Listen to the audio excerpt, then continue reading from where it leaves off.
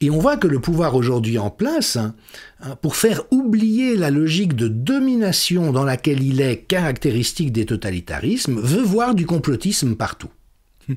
Tous ceux qui n'adhèrent pas à cette narration délirante et paranoïaque sont immédiatement étiquetés comme paranoïaques, et évidemment vous avez des armées de petits capots et sectateurs zélés dont la mission est de coller des étiquettes.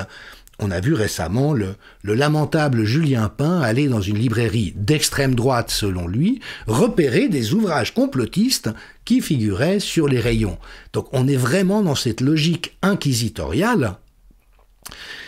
Et Michel Maffezoli souligne que tous ces groupes, conseils scientifiques, comités de veille et d'anticipation, observatoires divers du conspirationnisme et des fake news, sont en fait chargés d'imposer la novlangue, c'est-à-dire cette distorsion, cet abadardissement au service du totalitarisme du langage, conduisant à l'anéantissement de la pensée et donc à l'asservissement du peuple. L'un ne va pas sans l'autre.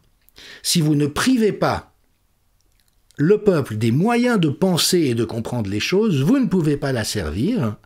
Et donc, ce dont nous parlons, ce sont d'instruments de destruction intellectuelle et spirituelle dont l'Inquisition, souligne Maffezoli, reste le modèle achevé. Donc nous sommes là, dans une structure anthropologique fondamentale. Là, il n'y a rien de nouveau. Ce sont les mêmes processus qui sont mis en œuvre depuis la nuit des temps par les différents pouvoirs totalitaires.